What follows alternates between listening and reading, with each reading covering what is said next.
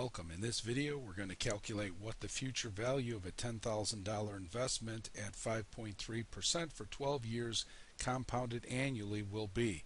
So the first thing we want to do is create our chart, which I've repurposed from an earlier video.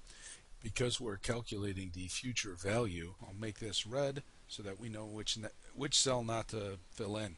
First we'll take the present value. In this case needs to be a negative amount because we're depositing it into the account. So think of it as if it's coming out of your pocket, it's going to be negative.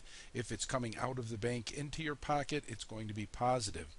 The rate in this case is 0.053 or 53%.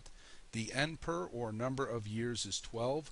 We are not adding any payments to this, and the type is 0. So to calculate this, we go up to the formulas bar, financial, scroll down to future value, and we add the cells. For rate, we click in cell B3. For time or NPER, 12. For payment, we don't need to add it, but we'll put in this cell just in case.